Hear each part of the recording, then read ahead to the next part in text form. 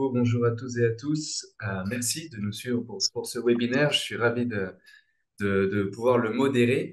Je vais commencer peut-être par présenter les intervenants et un petit peu les sujets qu'ils vont aborder. Donc, nous allons commencer par Itiel Batoumike, qui est chercheur à l'Institut de recherche Ebouteli, qui va nous parler un petit peu du processus électoral et de où on en est dans ce processus électoral, toucher un petit peu un mot sur le paysage politique et les différents candidats pour parler un petit peu également du rôle des témoins et des partis politiques et de l'observation électorale, et enfin de la participation politique des femmes.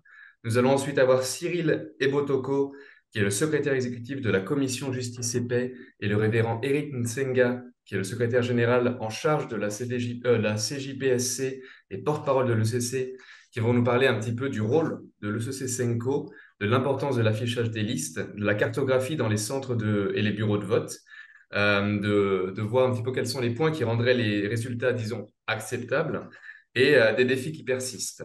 Ensuite, nous aurons Passy Moubalama, qui est directrice exécutive d'EdProfen, qui nous parlera un petit peu plus du coup de la participation politique des femmes en tant que candidates, avec les enjeux, avec quel est le rôle, quel a été leur rôle du coup dans la législature précédente et qu'est-ce qui en a fait une différence. Parler des partis politiques, des femmes candidates. Est-ce que le cadre législatif a permis d'avoir plus de femmes dans les listes des partis politiques? Et enfin, nous aurons Gérard Bissambou, qui est membre de l'Assemblée plénière de la Commission électorale nationale indépendante, et avec également plusieurs membres de la CENI qui pourront être là pour parler des étapes importantes déjà franchies par la CENI, des difficultés techniques à venir pour l'organisation des résultats des élections à temps, comment est-ce qu'ils vont résoudre ces problèmes techniques, et discuter également des points un petit peu plus délicats qui vont être adressés dans le débat. Sur les questions techniques, nous avons une boîte de questions et réponses que vous pourrez trouver en bas de votre écran Zoom. Vous pourrez tout au long des présentations poser ces différentes questions que nous allons suivre, pardon, et reposer à la fin des présentations aux différents intervenants. Nous allons essayer de répondre à toutes les questions, même si il y aura certainement, je m'en doute, énormément de questions. Nous allons vraiment essayer de répondre à toutes les interrogations. Dernière chose, avant que je donne la parole au premier intervenant, je tiens à dire que le webinaire est enregistré et qu'il sera probablement publié par la suite. Je laisse du coup la parole tout de suite à Itiel Batoumike pour qu'il nous fasse sa présentation. Bonjour, merci de la parole accordée. Mon intervention est intitulée Comprendre les liens entre témoins et observateurs pour une meilleure gestion du contentieux électoral. Je voudrais, dans le cadre de cette intervention, parler très rapidement, parce qu'on n'a pas assez de temps, de la raison de la transparence dans ces élections, des acteurs de la transparence électorale, des témoins, les rôles des témoins des observateurs, parler de comment contester les résultats cités par les recommandations.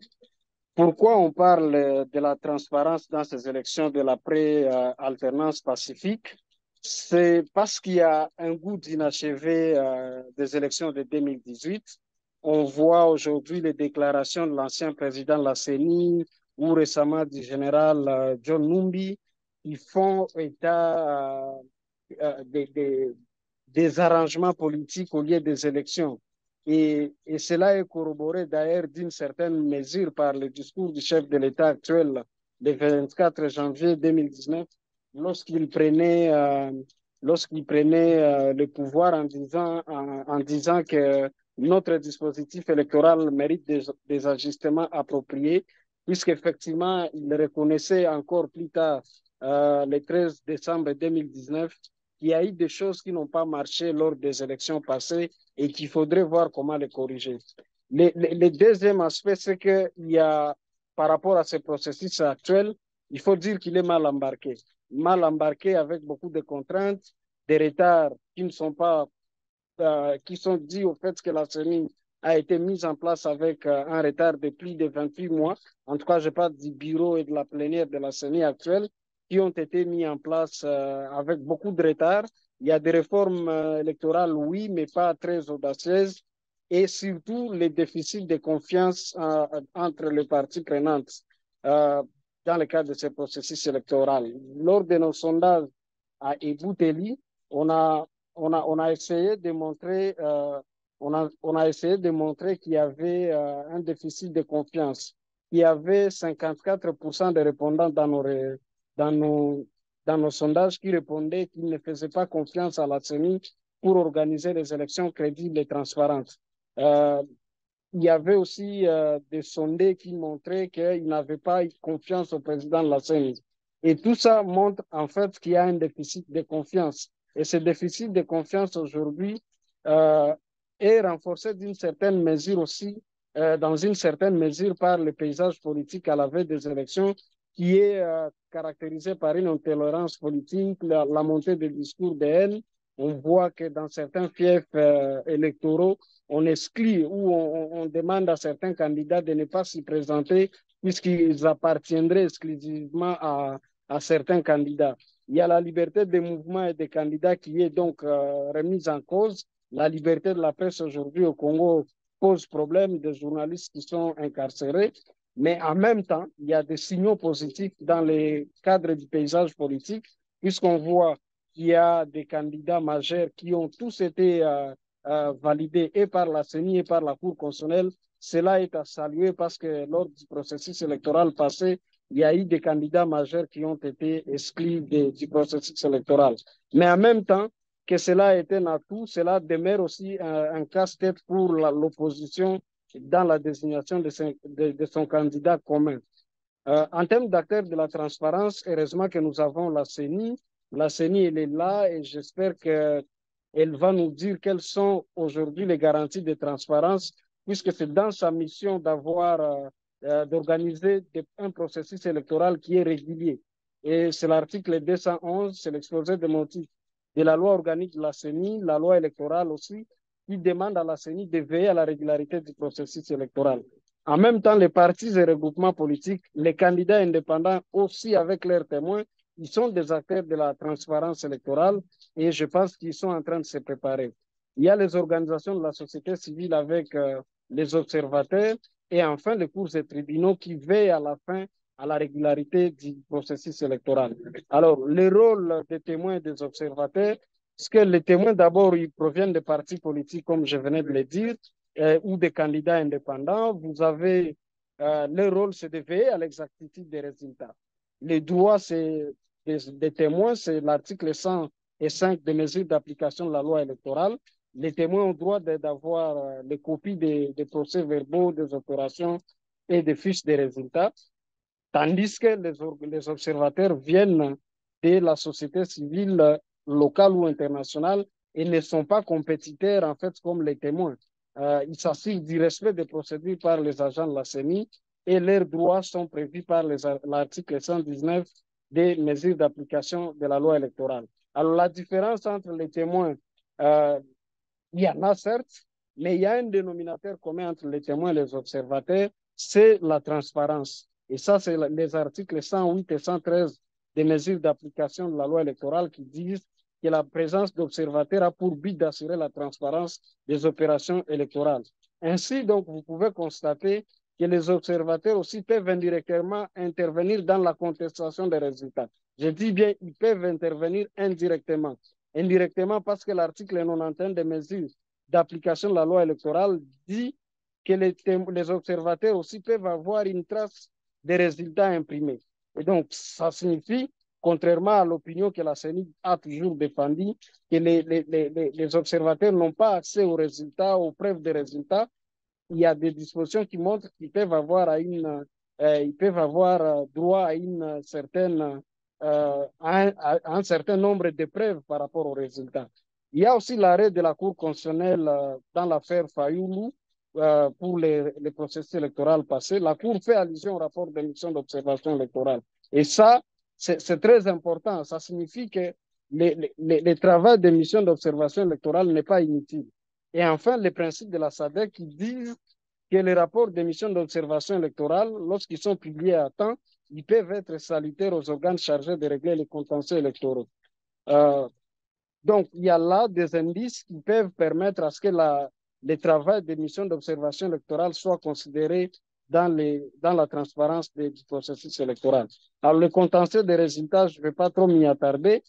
Il faut juste retenir qu'il y a des délais à respecter pour saisir les juridictions et les délais dans lesquels ces juridictions doivent se prononcer. Mais la grande difficulté, c'est qu'aujourd'hui, vous avez deux poids, deux mesures.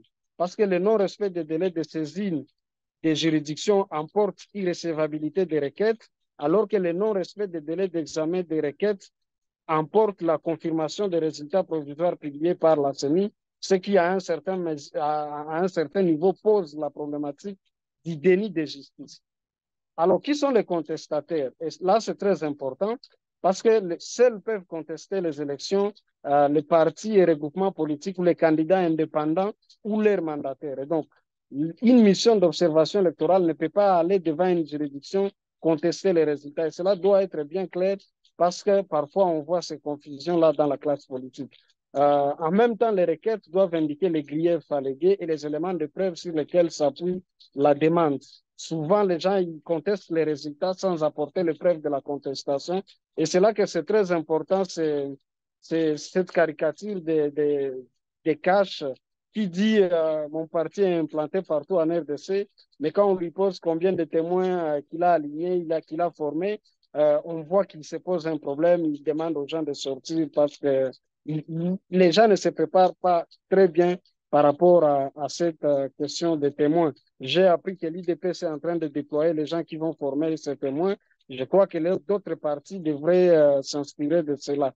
Alors, que faire? Je pense qu'il faut recruter et former les témoins des partis politiques et des regroupements, même des candidats indépendants, mettre en place un système de centralisation des PV et établir ensuite une confrontation des données entre les partis et les observateurs. Et pourquoi pas la CENI elle-même? Pourquoi la CENI elle-même n'accepterait pas de confronter ces données avant de les publier avec ceux des témoins, des partis et des observateurs? Mais en même temps, il faudrait que les rapports des missions d'observation électorale soient transmis aux cours des tribunaux parce que la réforme de la loi électorale en 2022 a prévu que les rapports des missions d'observation électorale soient transmis à l'Assemblée nationale, au gouvernement et au Sénat. Mais on a oublié les juridictions et je pense que c'est important qu'on les mette en ordre. Merci. Je crois que je peux m'arrêter à ce niveau-là. Merci beaucoup, Étienne Batumike. J'ai notamment vraiment noté l'importance du coup des observateurs électoraux et l'aide qu'ils peuvent apporter au règlement des contentieux électoraux, d'où l'importance vraiment de recruter et de former ces témoins des observations. Je vais laisser maintenant la parole à Cyril Ebotoko et au révérend Erin Tsenga pour nous parler un petit peu justement du rôle de l'ECC Senko et de l'importance du coup de l'affichage des listes, de la cartographie et de nous faire le point un petit peu sur qu'est-ce qui rendrait ces résultats acceptables. À vous la parole.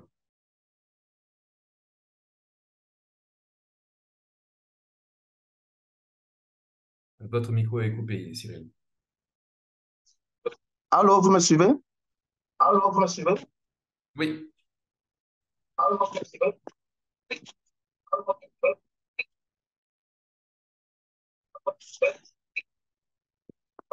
Est-ce que vous me suivez? oui, Est-ce que on vous vous me suivez? entend. OK.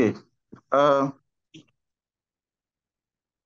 je remercie Itiel, hein, mon prédécesseur, pour cette très belle présentation de l'environnement et d'un certain nombre de problèmes qui émaillent ce processus électoral.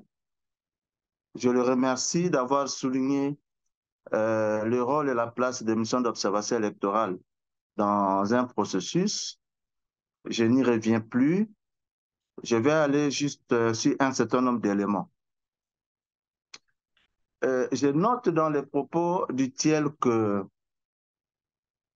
les propos de l'ancien président de la CENI, les propos du général Numbi, mais moi j'ajoute des échanges chauds qu'il y a eu il y a quelques mois entre notre président, le président de la République, M. Félix Tshisekedi, et le président de la République française, M. Macron ici. autour de ce qu'on a appelé cet arrangement à l'africaine. Donc, c'est des choses que nous ne souhaitons plus revivre dans notre pays. Il nous faut nous faire respecter en ayant des processus électoraux crédibles qui nous font respecter et qui donnent à nos dirigeants une plus forte légitimité au niveau national et international. Voilà pourquoi j'intitule ma présentation comme ceci: la publication et affichage des listes, la publication et affichage des cartographies et la publication des résultats bureau de vote par bureau de vote comme socle pour l'acceptation des résultats des élections prochaines par le public. C'est depuis le mois de septembre 2023, de cette année donc, que la CENI devait, au plus tard ce mois-là, publier les listes provisoires. Et nous connaissons tous l'importance des listes provisoires pour chacune des parties prenantes au processus électoral. Ces listes, à l'issue du processus de réclamation, de recours, toutes sortes, devaient aboutir à la publication de la liste définitive. Donc, la liste définitive devait découler de la liste provisoire après traitement des recours et consorts. Et le calendrier de la CENI avait prévu que la liste définitive soit publiée le 20 octobre. Et jusqu'à ce jour, cela n'est pas fait.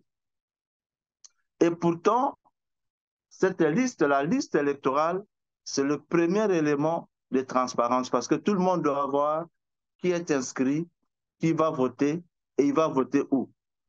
Les électeurs, pour identifier, là, ils vont aller voter. Les candidats et les partis et regroupements politiques pour organiser leur campagne électorale, mais aussi pour vérifier si la liste était fiable et que les gens qui étaient sur cette liste-là étaient vraiment des personnes habilitées à voter, etc. Donc, cette liste définitive n'est pas encore là. On continue à publier la liste provisoire en ce moment où on devait publier la liste définitive. La loi électorale elle-même le dit, cette liste est publiée au plus tard 30 jours avant le jour du scrutin. La liste définitive n'est pas encore là. On continue à publier la liste provisoire, mais d'une certaine manière, à plusieurs vitesses. Dans certaines antennes, surtout dans les centres-villes, on essaie d'afficher ces listes, surtout à Kinshasa, on affiche ces listes-là dans certaines antennes. À l'intérieur du pays, ce n'est pas le cas. Et même là encore, même si les listes étaient affichées dans toutes les antennes, il y a des antennes qui sont séparées de la population de 50, 100, 150, 200, 300 kilomètres. Je ne vois pas comment un Congolais qui se bat pour sa survie au jour le jour puisse parcourir 50 kilomètres, 100, 150, 200, 300 pour venir dans l'antenne et vérifier si son nom était sur la liste ou pas et connaître son bureau de vote. C'est encore un problème. Il y aura beaucoup de Congolais qui seront dépaysés. Un autre élément, mais je vais aussi prendre la question parce que la liste électorale elle est liée aussi à la carte des électeurs. Les duplicata qui sont en train d'être donnés au niveau des antennes, il y a une grande partie de la population qui n'a pas accès à l'obtention de ces duplicata du fait des distances que je venais d'évoquer. Donc la CENI aurait dû prendre toutes les mesures, tous les arrangements nécessaires pour rapprocher l'affichage des listes provisoires aux électeurs, mais aussi rapprocher les mécanismes d'octroi des duplicata aux électeurs. C'est déjà un problème. Il n'y a pas assez de transparence dans la liste électorale. Deuxième élément, je prends la cartographie électorale. La CENI a publié cette cartographie. Elle-même, elle a fait suivre un communiqué qui disait que cette cartographie publiée, elle est rechargeable et imprimable. Nous sommes en train de travailler comme des petits diables parce qu'on n'arrive pas à télécharger cette cartographie, on n'arrive pas à imprimer cette cartographie pour faire notre travail comme mission d'observation électorale, tel que mon prédécesseur l'a pu décrire. Aujourd'hui, nous ne connaissons pas si la CENI déploie combien de centres de vote et combien de bureaux de vote combien de bureaux de vote par centre de vote. Difficile de connaître cela. Donc, c'est encore une fois opaque, ce n'est pas très clair. Nous espérons, avec cette allure, il peut y avoir des problèmes pareils, même lors de la publication des résultats, bureau de vote par bureau de vote, parce que la publication des affichages, c'est vraiment mal parti. Alors, je prends quelques minutes, un tout petit peu, pour montrer pourquoi ces listes, cette cartographie et cette publication par bureau de vote constituent le socle pour l'acceptation des résultats.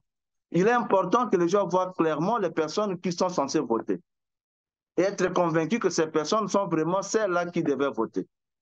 C'est déjà un élément de confiance pour le processus électoral. Si les gens ne savent pas qui est dans la liste électorale et les gens ne savent pas là, ils vont voter, il y a un problème de confiance sur la liste électorale, ça c'est évident. Deuxième chose, les gens doivent connaître où est-ce que la CENI place les centres et les bureaux de vote et combien de centres il y a, combien de bureaux de vote il y a et combien de bureaux de vote par centre. Si cet élément-là est clair, ça peut inspirer confiance à la cartographie. Et un autre travail à faire, c'est le jour même du scrutin.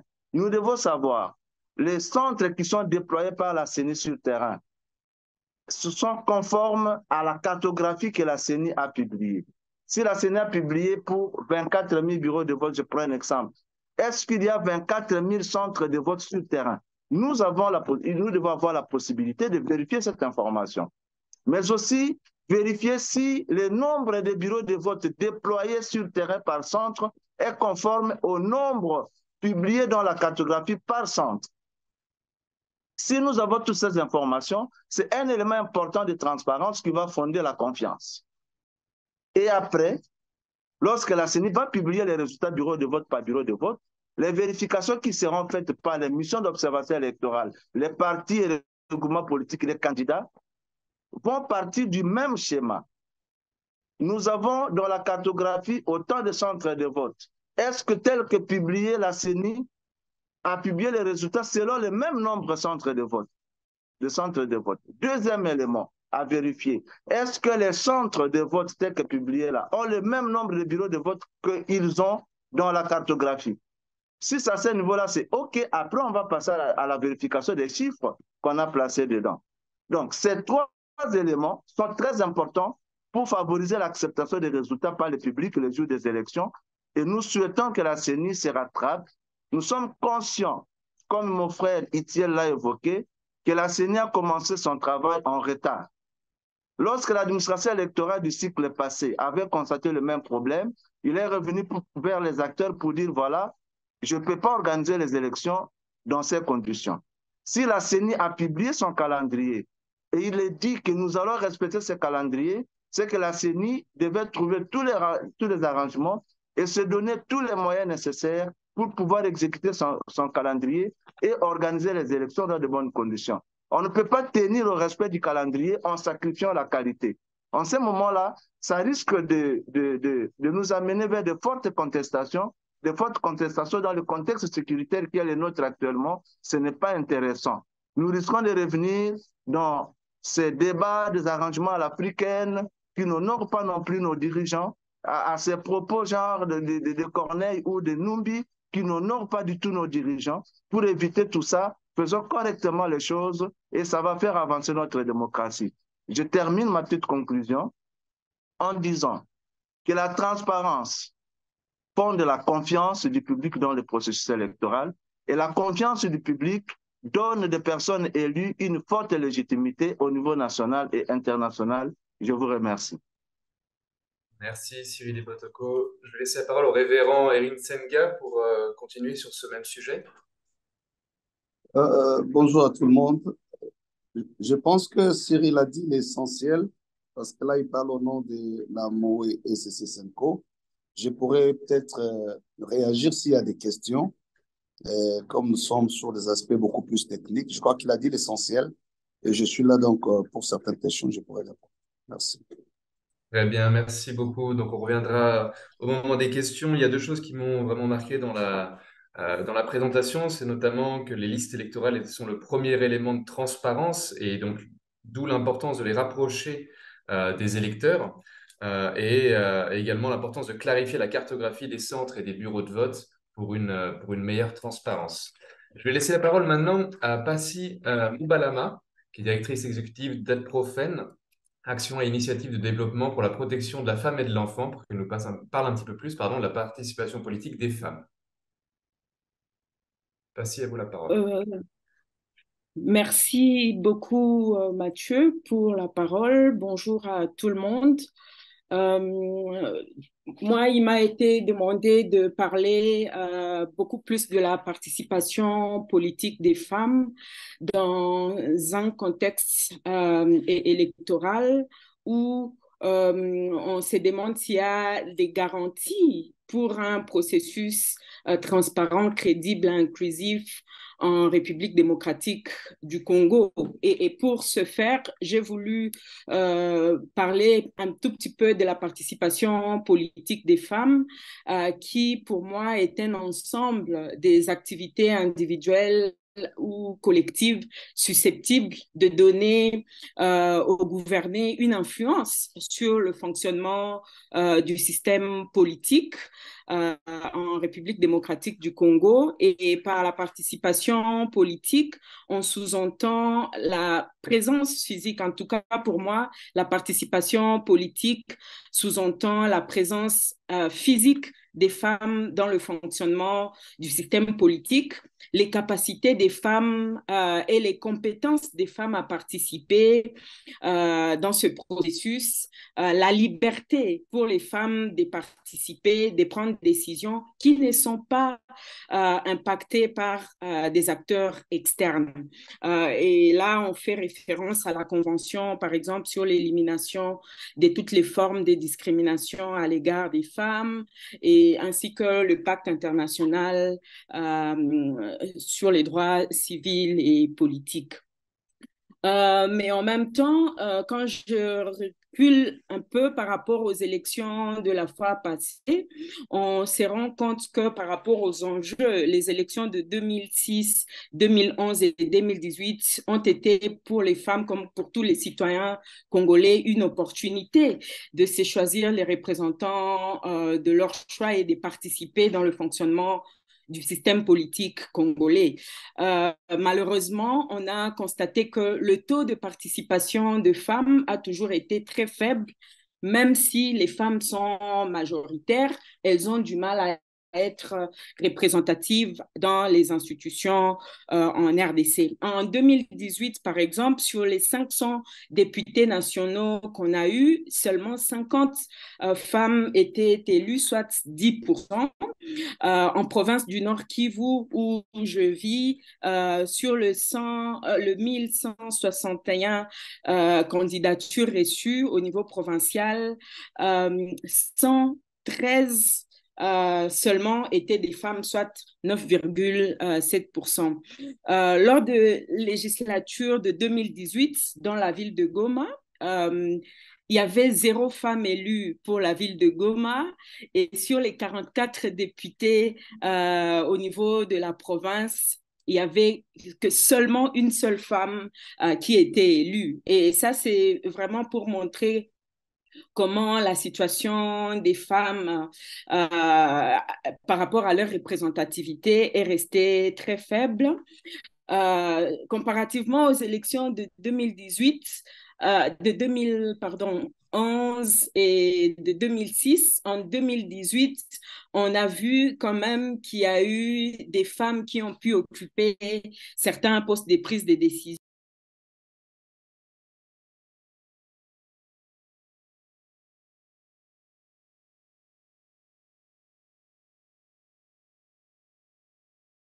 Je crois que nous avons perdu Passy. Passy, est-ce que vous nous entendez?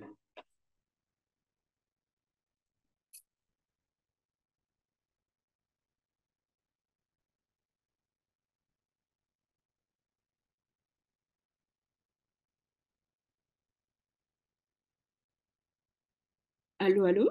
Allô, oui, Passy, c'est bon, vous a retrouvé. Je vous laisse la parole. Excuse, ma connexion ça s'est coupé brusquement, mais je continue. Donc, je disais, quand même, en 2018, on a vu qu'il y a eu des femmes qui ont accédé à des postes de prise de décision, notamment, on a eu Janine Mabunda, qui a été comme une femme au niveau du Parlement, en tant que présidente du Parlement. Dans la province du Nord Kivu, pour la première fois, on a eu aussi une femme vice-présidente, vice-gouverneure de la province. Et ceci, ça a encouragé et motivé beaucoup des femmes. Donc, on a vu que pour les élections de 2000, pour ces élections ici, il y a beaucoup de femmes qui sont motivées pour participer aux élections. Ce qui est important aussi, c'est de dire que actuellement, le contexte par rapport à la participation de femmes est très nuancé parce que déjà avec le contexte actuel de l'insécurité dans la partie Est, qui est une partie qui est, je veux dire, à moitié sous état de siège, parce qu'avec les décisions du président la dernière fois qui ont levé à moitié l'état de siège, ça fait que beaucoup de personnes, même déjà au niveau de l'enrôlement de femmes, il y a eu très peu qui se sont enrôlées parce qu'il y a des milliers de populations au Nord Kivu qui sont déplacées et qui vivent dans des camps de déplacés. Une femme avec qui j'avais parlé il y a quelques mois, lorsqu'il y avait enrôlement, quand je lui avais demandé pourquoi elle s'était fait enrôler, pour elle, sa réponse m'avait vraiment choquée parce qu'elle disait, moi, je me suis enrôlée juste pour avoir une pièce d'identité, pas pour aller voter, pour avoir la carte, parce que en fuyant la guerre, en fuyant les combats, si je meurs en cours de route, au moins on peut savoir on peut mieux m'identifier. Et ça, c'est un contexte très difficile parce que beaucoup se font enrôler juste pour avoir des pièces d'identité et pas pour être élu. Parce qu'on est dans un contexte où dans la ville de Goma, actuellement, dans les territoires de Rutshuru, de Nyiragongo, il y a des forts combats qui sont en train de se passer maintenant. Et on se demande si les élections vont se passer, mais comment les populations qui se trouvent dans ce contexte de conflit et de guerre avec toutes les agressions et la rébellion du M23 vont se comporter.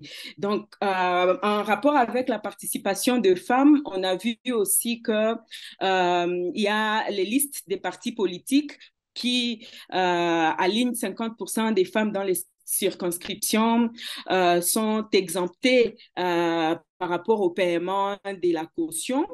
Bien sûr, après tout le plaidoyer qui a été mené par plusieurs organisations féminines.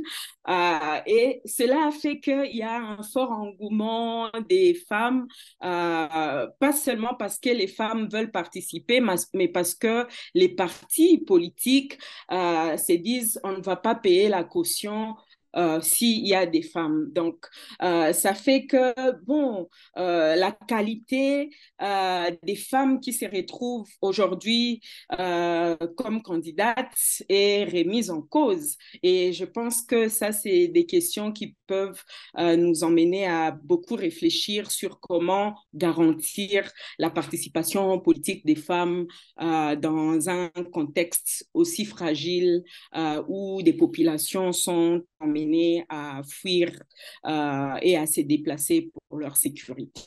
Merci. Merci beaucoup, Passim Balama, pour cette présentation des femmes. Donc, on voit que, comme vous l'avez dit, que en 2018, il y a du renouveau avec 50 femmes députées nationales. Il y a une première femme présidente de l'Assemblée nationale, une première femme vice-gouverneure de la province du Nord Kivu.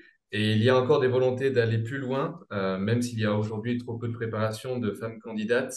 Il y a toujours quand même de l'espoir et on essaie de voir comment avancer là-dessus. Je vais laisser la parole maintenant à Gérard Bissambou. qui est membre de l'Assemblée plénière de la CENI, qui accompagne d'autres membres de la CENI, qui va pouvoir un petit peu répondre à plusieurs interrogations qui ont été posées tout au long de ce webinaire sur les étapes importantes déjà franchies par la CENI, les difficultés techniques. À vous la parole. Oui, merci beaucoup. Je voudrais d'abord remercier ERAC qui a bien voulu organiser ce webinaire parce que j'estime que ça va permettre de clarifier certaines zones d'ombre et d'arriver à répondre à certaines préoccupations qui effectivement viennent pour certaines d'être soulevées par nos prédécesseurs. Et je vais aussi remercier les prédécesseurs, ceux qui ont pris parole, notamment Cyril, Étienne, et puis Madame Balama et le révérend Eric Senga, pour avoir déjà soulevé quelques préoccupations.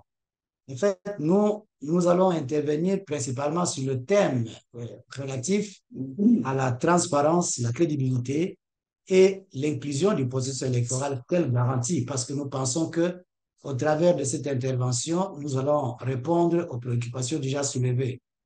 Mais alors, comme il vient déjà d'être soulevé deux préoccupations importantes, notamment celle concernant l'attribution à l'observateur des élections du rôle de contester les résultats, même si quelque part notre ami s'est un peu contredit, mais aussi celle soulevée par Cyril en rapport avec la concomitance de l'affichage des listes définitives et provisoires, mais aussi les difficultés liées à l'accessibilité de la cartographie des bureaux de vote. Je pense que je vais tout simplement donner les idées essentielles de ce qui est fait, de ce que la CENI fait tenant à la transparence. Et je vais laisser la parole à nos experts qui gèrent la question sur le plan exécutif, notamment le DIRCABA chargé des questions juridiques, le DIROPS qui s'occupe des questions opérationnelles. Et nous avons aussi le directeur Yves qui s'occupe du Centre national de traitement, donc il est chargé de l'informatique. Donc, s'il y a des questions là-dessus, ils seront prêts à y répondre. Comme ça permettra de clarifier nos zones d'ombre pour qu'on puisse rebâtir la confiance, comme Cyril l'a dit, parce que l'objectif n'est pas d'aller vers la contestation des résultats, mais l'objectif, c'est que nous puissions avoir de bonnes élections. Alors, puisque jusque-là, je n'ai rien entendu dire de ce que la CENI a fait de bon, qui répond à la transparence, moi, je vais relever les éléments positifs, les éléments encourageants, évidemment, les encouragements devaient venir de vous, que la CENI a déjà mis à son actif, de telle sorte qu'on puisse se dire, ensemble, on peut évoluer pour construire un très bon processus. Alors, il faudra d'abord noter que la question de la transparence, crédibilité et même de l'inclusion relève de la loi. La loi fixe ce que la CENI doit faire pour que son travail, le processus électoral, soit transparent, qu'il soit crédible et inclusif. Mais aussi, en plus, la CENI prend en compte les bonnes pratiques électorales pour pouvoir, en tout cas, impacter de la transparence dans le processus. Et par rapport à cela, il faudra noter que pour ce qui est d'abord de ce que la CENI a fait, la CENI a commencé son travail en retard, les amis l'ont soulevé, mais même cela, la CENI tient à organiser des élections dans le délai. Nous sommes déjà très avancés. Et je crois que la CENI veille aussi à la qualité, étant donné que toutes les préoccupations que vous soulevez, nous les prenons. Là, celles auxquelles nous pouvons répondre, nous y répondons. Celles que nous devons prendre en compte pour améliorer le travail, c'est ce qui a toujours été fait. Nous allons le faire pour que nous puissions avoir des élections de qualité. Donc, la CENI, bien qu'en retard, mise en place, a publié son calendrier électoral qui relève point par point ce que la CENI doit faire. Et jusque-là, la CENI a tenu à exécuter son calendrier électoral en bonne et due forme, évidemment, sans trop de retard, même si quelque part on peut soulever quelques petits problèmes. En dehors de cela, la CENI a eu à mettre en place, disons, à se donner un plan stratégique. Ce qui a d'important à souligner dans le plan stratégique, c'est le rapport avec les parties prenantes. Et vous comprendrez que à chaque étape de l'opération électorale, la CENI organise un cadre de concertation avec les différentes parties prenantes, notamment acteurs politiques, société civile, jeunes, femmes, ainsi de suite. Et c'est simplement pour donner l'information et recueillir les avis en tout cas des parties prenantes, pour pouvoir améliorer son travail avant de se lancer sur le terrain. Donc, nous avons eu à tout moment des cas de concertation et c'est des moments très émouvants d'interaction avec ces parties prenantes pour que la CENI puisse voir dans quelle mesure il peut tenir compte des préoccupations de la population. Outre ce cas de concertation, nous avons un plan national d'inclusion genre et élection. Et ce plan est en impulsion sur le terrain, parce qu'il y a des activités qui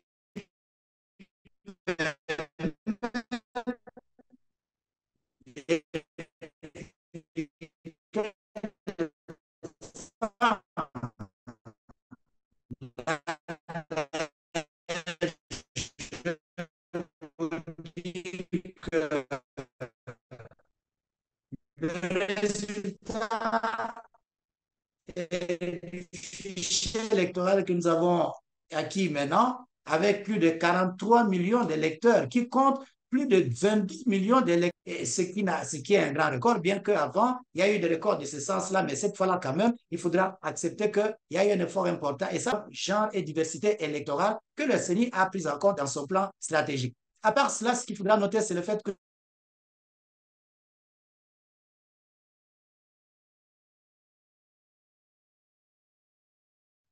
nous aurons des problèmes de connexion avec Gérard Bissambou, qui a été déconnecté. Peut-être lui donner une minute pour voir s'il arrive à se reconnecter.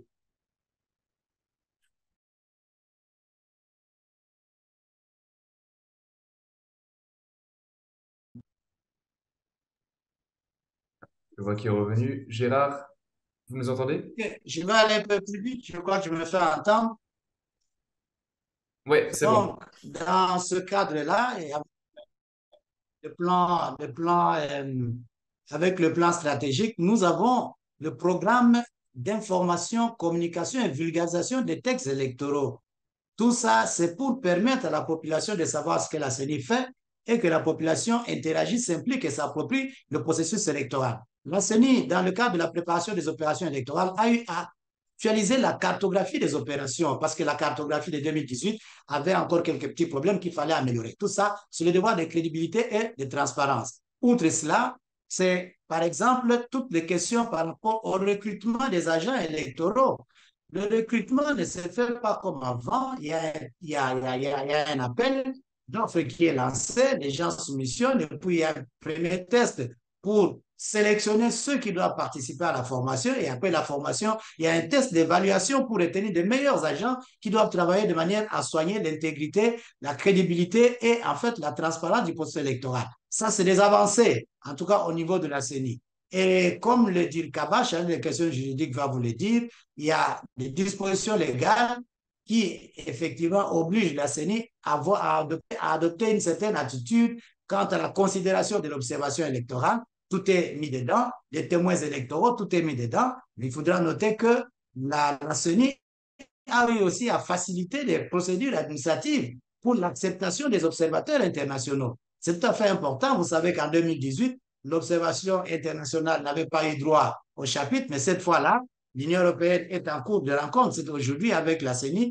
autour de l'observation internationale. Le Centre Carter a une très grande mission. Je sais que l'ECC et SECO ont aussi une très grande mission et ils sont les bienvenus. Il y a des mécanismes qui sont mis en place d'enregistrement pour des accréditations en ligne, de manière à ce que cet aspect soit aussi disons, très transparent.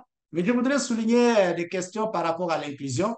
Notez, je vous ai dit tout à l'heure là que nous avons un fichier électoral qui a près de 43 millions, mais cette année, en termes d'enregistrement de candidatures qui ont été dites recevables, nous avons au total près de 110 millions, 110 000 plutôt, candidatures que nous avons déclarées recevables.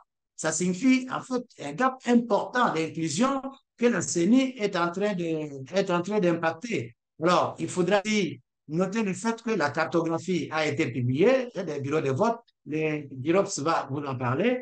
Nous avons aussi noté le fait que les deux listes des électeurs ont aussi été affichées et on va expliquer cette concomitance, à quoi cela est dû et comment nous sommes en train de résoudre la question de l'octroi disons, des duplicata. On va aussi vous l'expliquer. Donc, j'ai voulu brosser ces aspects-là pour permettre en fait aux experts qui sont là d'entrer en profondeur de la matière et arriver à rejoindre en fait toutes les préoccupations que les amis ont soulevées, de telle sorte que déjà, en tout cas, dans les clarifications qui seront données, nous soyons sûrs à bâtir un élément de confiance pour qu'ensemble, nous évoluions vers des élections qui soient apaisées.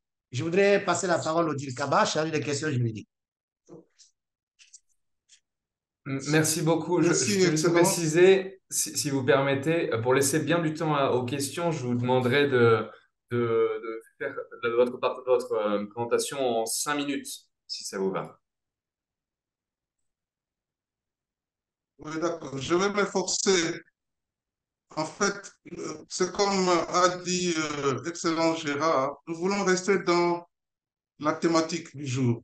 La thématique dit que les garanties de transparence, de crédibilité et d'inclusion sont-elles garanties? Sont-elles réunies? Excusez-moi, sont-elles réunies dans le processus en cours? La réponse est oui. Et je reviens sur ce que Excellence a dit, c'est que les garanties sont déjà d'ordre légal et réglementaire. Parce que la CENI,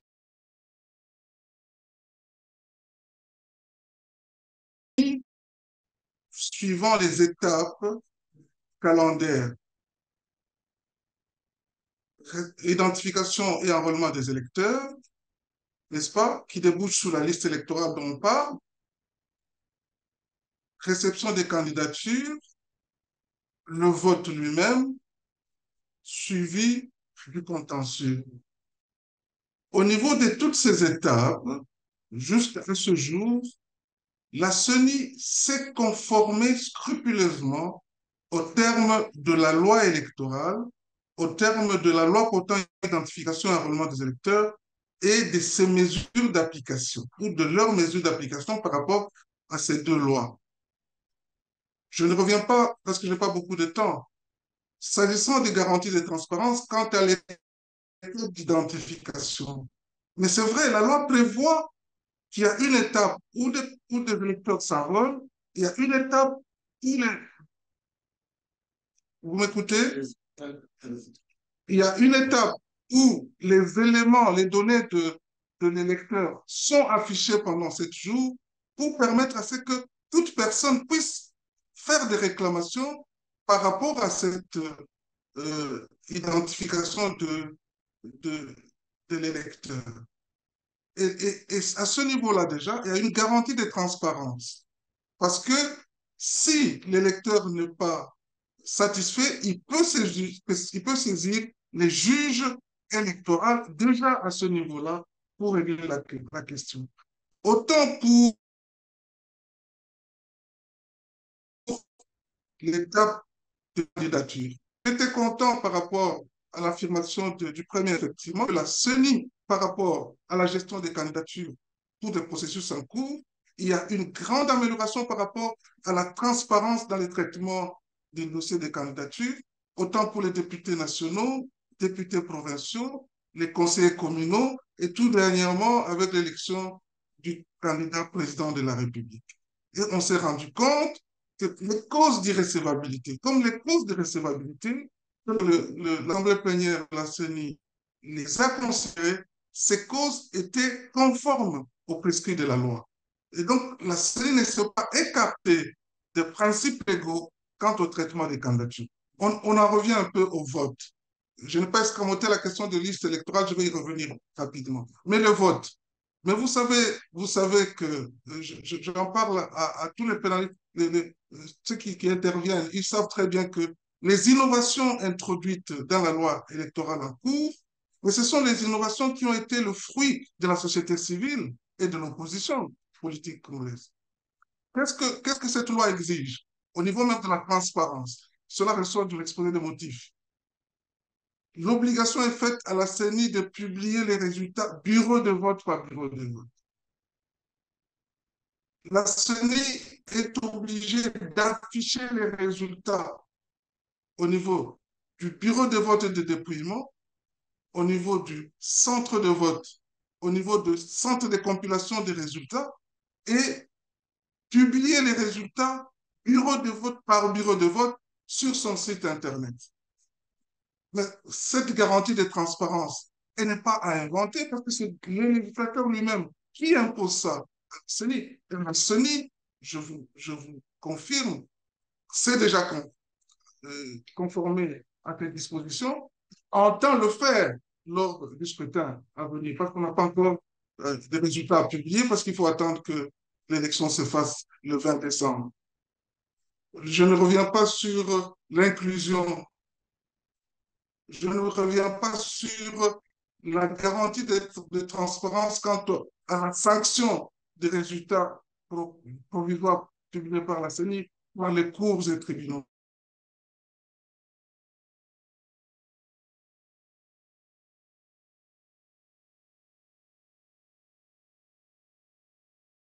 Je ne sais pas dans d'autres pays comment ça se fait, mais dans mon pays, mais ces résultats doivent avoir la sanction d'inclusivité du vote et garantir la CENI s'est conformée à cette étape de, de donner comme résultat provisoire, pas résultat provisoire, la décision provisoire des candidatures aux juridictions respectives et les juridictions respectives ont statué en toute liberté sur les décisions provisoires de la CENI publiant les candidatures provisoires et aujourd'hui, la CENI a publié les listes définitives concernant tous les scrutins combinés. Il reste bien sûr le conseiller communal qu'on doit publier la liste définitive et qui sera effectivement dans le substance. Je ne reviens pas sur le cadre de concertation qui, pour nous, constitue le socle de l'inclusion. Parce que ça ne se faisait pas avant, mais cette fois-ci, on peut le témoigner. Mais les collègues de la CENCO comme de l'ECC, ils savent très bien qu'à toute séance de publication de leur rapport d'émission, la CENI s'est toujours euh, fait présenter par nous-mêmes avec le DIROPS dans le souci de l'inclusion, dans le souci de considérer les avis et considérations des missions d'observation. Donc aujourd'hui, nous pouvons estimer que la CENI est dans un élan d'ouverture, n'est-ce pas, par rapport à toutes les parties prenantes. Donc, je vais terminer par la question des listes électorales, en soulignant ceci.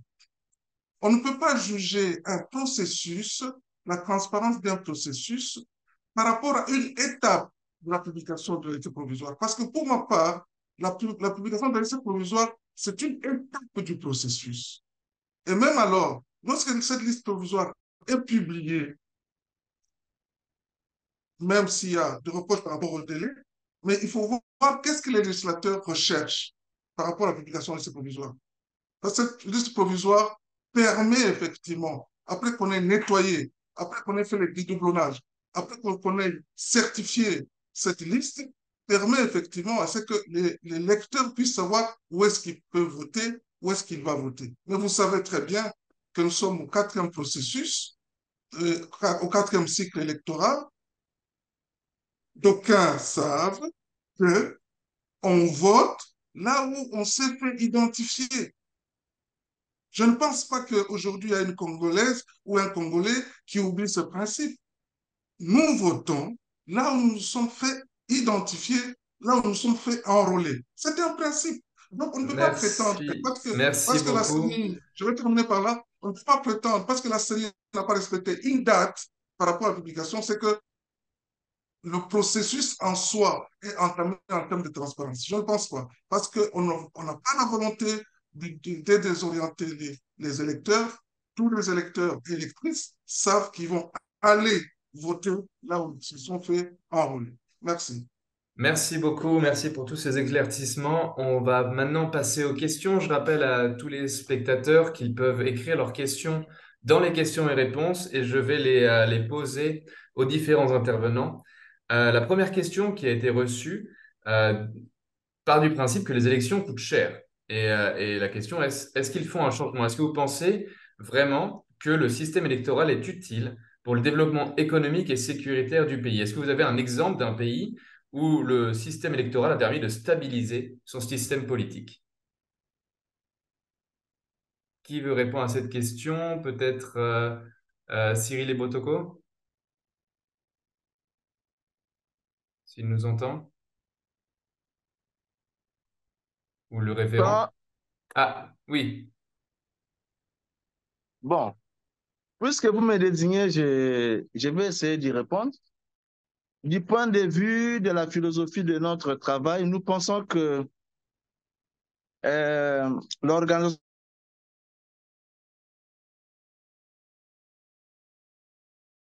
de bonnes élections peut concrétiser la capacité des institutions d'un pays. Et le Congo en est un cas, parce que quand vous lisez même l'avant-propos de notre constitution, dans ces 2 premiers paragraphes, il est souligné que le manque de légitimité des dirigeants, la contestation de légitimité des dirigeants a été en grande partie, si pas pour tout, à la base de l'instabilité des institutions de notre pays.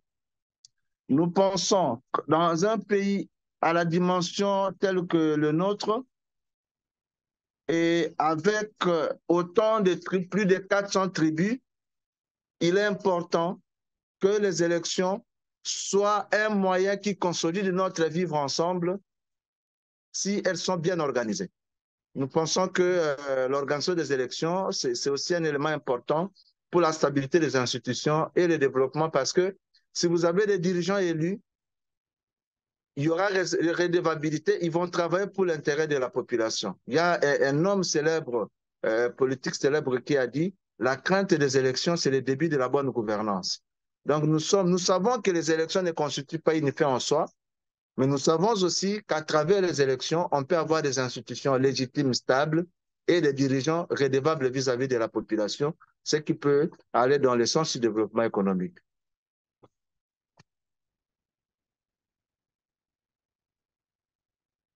Merci beaucoup pour cette réponse. Alors, en parlant d'organisation, il y a une question logistique qui est remontée, que je vais poser pour commencer au représentant de la CENI. Quels sont les défis logistiques et les facteurs de risque qui empêcheraient d'avoir la tenue des élections le 20 décembre?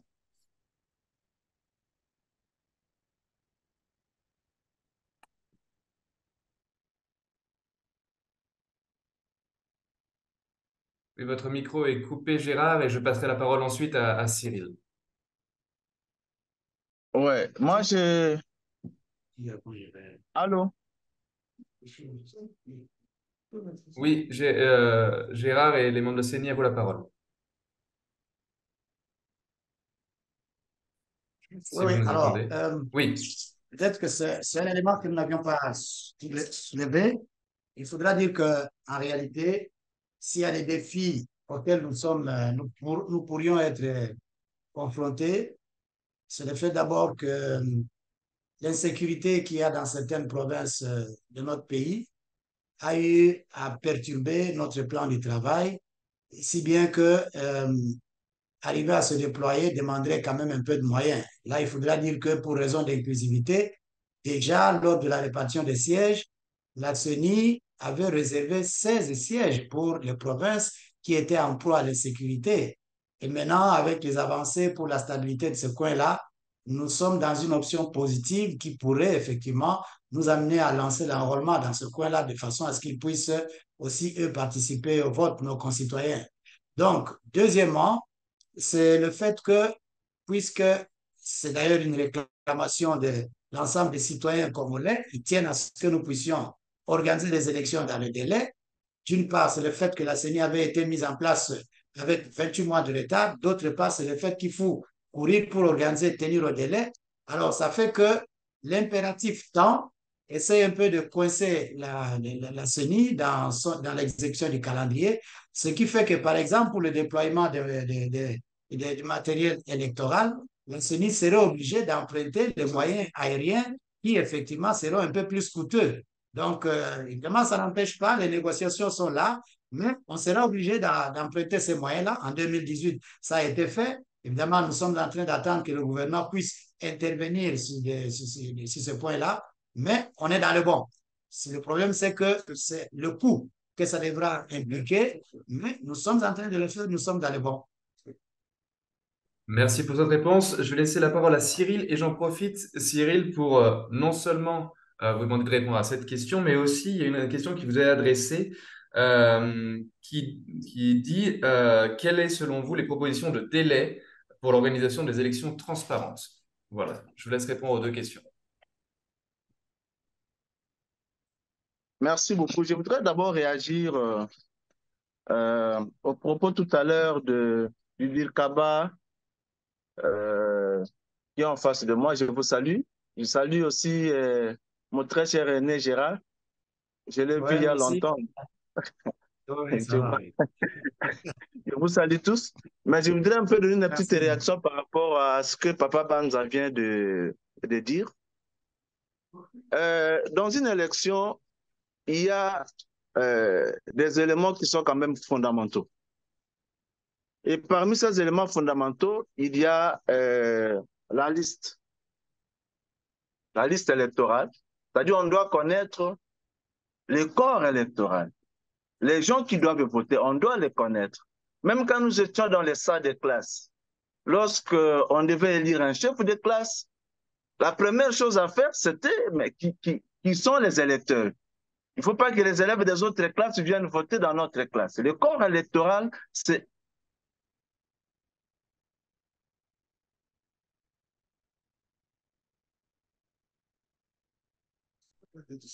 un élément. Ils vont voter où et comment. Ça, c'est très important. Ils vont voter où et comment. Alors, c'est en ce moment-là que nous parlons de la cartographie et des autres éléments. Et le troisième élément fondamental que nous pouvons souligner, c'est la publication des résultats. La façon dont on va publier qui a gagné. Et quand on dit ici les garanties de transparence, moi je me situe à partir de cette étape du processus électoral là. La liste électorale, le cadre légal, planification et consorts, c'est des éléments qui viennent pour permettre que ces étapes se déroulent comme il se doit. Il faut avoir un corps électoral, il faut avoir une cartographie des bureaux de vote où ces gens-là qui sont dans le corps doivent aller voter et comment ils vont voter avec tous les matériels qu'il y a là. Et le dernier élément, c'est les résultats qui en résultent. Donc, la liste électorale, c'est fondamental pour la transparence. C'est même le premier élément de confiance. Si les gens sont convaincus du contenu de la liste électorale, c'est déjà un pas réalisé. Nous ne nions pas tous les efforts que la CENI a fait, mais vu le temps imparti, on essaie un peu de rester dans ce qu'il faut pour nous permettre d'améliorer. Ce n'est pas un procès, ce n'est pas une condamnation parce que nous savons que vous travaillez dans des conditions difficiles et ce qui est important, c'est que vous puissiez vous rattraper, essayer par exemple, puisque maintenant là on court vite, pensez à la publication des listes définitives, on va faire avec. Ça ne sert à rien de s'attarder sur la liste provisoire. Vous allez évaluer ces listes quand parce qu'il faut 30 jours depuis l'affichage pour que les gens fassent des recours et qu'on soit corrigés, ça va encore occasionner un autre retard. Levez l'option, afficher la liste définitive, comme ça on va voir avec la liste définitive, on voit ce qu'il y a dans le fichier électoral. De deux, améliorer la cartographie. On comprend, il peut y avoir des problèmes techniques, mais la cartographie, elle n'est pas rechargeable, elle n'est pas imprimable. Elle ne nous permet pas de connaître le nombre de centres et de bureaux de vote que vous déployez. C'est très, très, très, très important. C'est tout ce que nous vous demandons de faire. De sorte que demain, le déploiement sera aisé pour évaluer, mais aussi la publication des résultats aussi, bureau de vote par bureau de vote. Donc, ce sont des éléments quand même importants. Nous savons que la CENI travaille dans des conditions difficiles, mais nous souhaitons qu'elle fasse un effort parce que c'est quand même des éléments importants pour fonder le socle de l'acceptation des résultats demain, parce que ça amène la confiance. Merci beaucoup pour ces réponses, pour ces réactions. Il y a une autre question qui a été posée, c'est comment est-ce que... S'il vous plaît. Pardon? Oui. S'il vous plaît, je voudrais réagir un peu sur... Non, il y a une deuxième question. Je réponds à la deuxième question, puis je vais réagir. Ah, pardon. Est-ce que... Peut-être que je laisse Cyril répondre à la deuxième question et ensuite je laisse les membres de la CENI réagir. OK. La date pour les élections crédibles, ce n'est pas de la science exacte. Ça dépend des moyens disponibles et de la façon dont on répartit, on prend le temps qu'il faut et des options qu'on lève pour y avancer. Je prends par exemple, la CENI avait levé l'option d'une refonte totale du fichier, mais pouvait aussi recourir à d'autres options qui pouvaient lui faire gagner du temps. C'est possible techniquement. Mais la CENI a levé l'option de la refonte totale du fichier électoral. Ça a pris le temps que ça a pris et la CENI est à féliciter parce qu'elle l'a fait avec un record comme jamais auparavant, ce qui est une très bonne chose.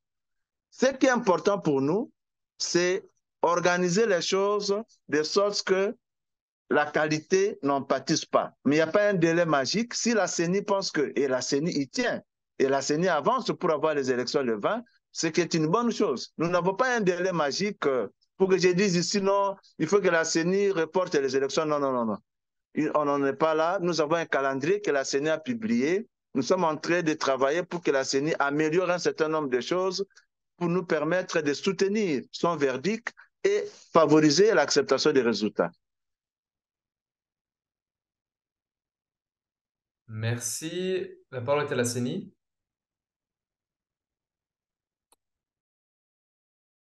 Votre micro est coupé.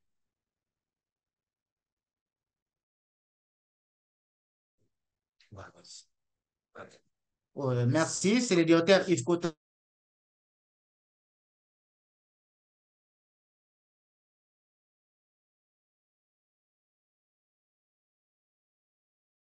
Ah, on ne vous entend plus.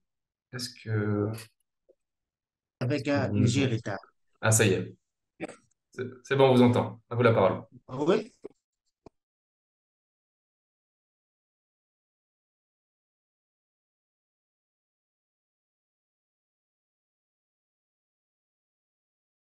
c'est bon, c'est bon. Oui, Léger c'est retard. bon. Mais il faut aussi comprendre le but de ces listes électorales. Voilà. Les listes électorales s'adressent plus à l'électeur. C'est l'électeur qui doit aller consulter la liste électorale pour voir si d'abord il s'y trouve au lieu où il s'était enrôlé et si les informations sont correctes. Cette étape-là, elle est passée. Maintenant, on ne peut pas maintenant affirmer qu'il faut directement afficher les listes définitives. Non, parce qu'actuellement, nous sommes en train de recevoir le retour de ces listes électorales. Comment on peut les appeler? Les plaintes de ces listes électorales. Et ce sont ces plaintes sur les listes électorales, les plaintes des électeurs, qui vont nous permettre d'afficher, d'imprimer les listes définitives. Et je peux rassurer tout le monde ici que partout où elles ont été publiées,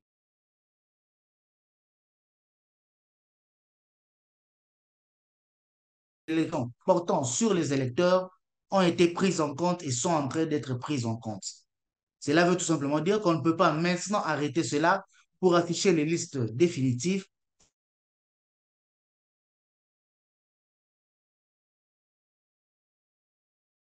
puisque les réclamations, on les reçoit encore plus de l'affichage et du déploiement des listes électorales, des listes définitives, des listes électorales définitives.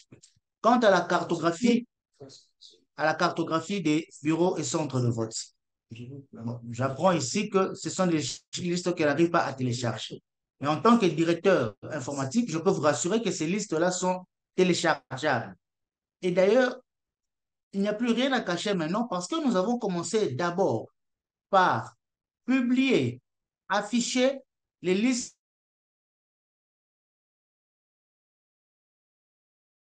des centres d'inscription comme en site de vote. Donc, normalement, il ne pourra pas avoir des nouveaux centres d'inscription ou des centres d'inscription, comme on le dit, fantômes. Sinon, on va désorienter les électeurs. La seule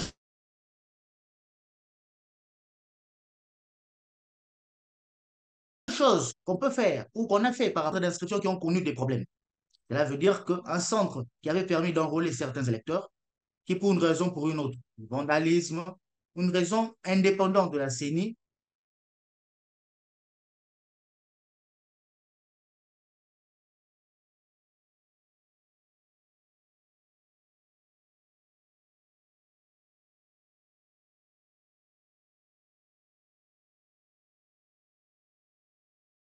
occasion que la CENI a lors des cadres de concertation ou lors des passages de ses membres est connu de tous et on peut les retrouver sur le site Internet, pour ne pas dire on peut les télécharger. C'était les précisions que je voulais apporter par rapport à ces deux questions. Merci. Alors, on a entendu la majorité, même si des fois votre connexion coupe un peu, peut-être que je vous recommanderais de couper peut-être votre caméra pour qu'on puisse bien vous entendre. Il y a une autre question qui vous a S'il vous été plaît. adressée. Oui.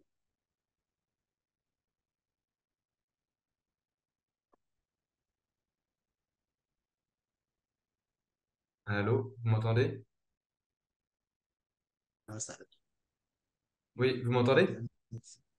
Oui, donc je disais que Je il y a juste disais, un petit complément. il y a eu des petits problèmes de connexion, même si on a entendu la majorité. Peut-être que Oui, je vous oui, oui. recommanderais de couper votre caméra pour que la connexion soit meilleure. Et il y a une autre question qui vous a été posée, c'est concernant les cartes électorales.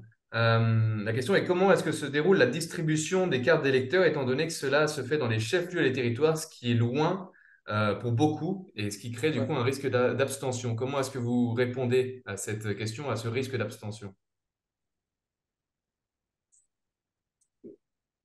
Je ne sais pas. Non, ça va. Allez-y. Allez-y. Vous avez la parole. Je peux, vous m'écoutez? Oui, on vous entend. Euh,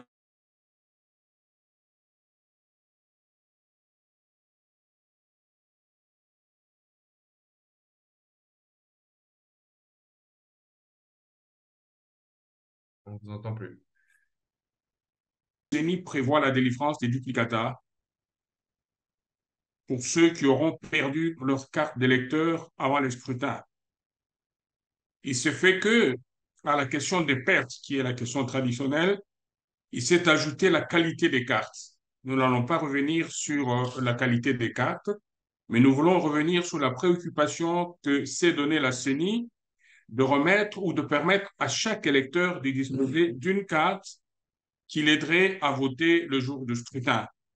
Nous avons commencé à délivrer les duplicata des cartes d'électeurs à travers le pays, dans nos 179 antennes réparties à travers le pays. Les antennes, ce sont nos territoires, les 145, auxquels il faut ajouter certaines villes. C'est là que nous allons délivrer les duplicata. Mais on nous a fait remarquer que bien de compatriotes vivant dans le Congo profond avaient des difficultés pour arriver au lieu des antennes. La CENI entrevoit dans les jours à venir la décentralisation de cette opération jusqu'au niveau des secteurs, chefferies et certaines communes pour que les gens aient la facilité de se déployer jusqu'à ce niveau-là. Nous avons déjà saisi l'autorité, aussi bien du point de vue, enfin, du côté de l'administration que du côté de la sécurité. Donc, d'ici là, au courant de ce mois de novembre, la CENI sera présente au chef-lieu des secteurs, des chefferies et des communes pour faciliter l'accès au site de délivrance des duplicata. Donc, la CENI est consciente. En plus de ça, des dispositions nouvelles ont été prises pour obtenir des cartes relativement meilleures que celles dont on dispose jusqu'à ce jour. Donc, il y a des efforts qui sont menés au niveau de la CENI, qui est consciente effectivement de ce problème-là, pour que personne ne soit empêché de voter parce que sa qualité n'aurait pas permis qu'il vote. Donc, de ce côté-là, nous y travaillons. Merci. Merci beaucoup. Autre question qui a été posée, c'est au-delà des dispositifs d'inclusion liés au genre, est-ce que les dispositifs à destination des publics les moins instruits, voire illettrés, sont suffisants et efficaces? Qui voudrait répondre à cette question? Euh, Oui, Bon, Madame bon, Moubalaba,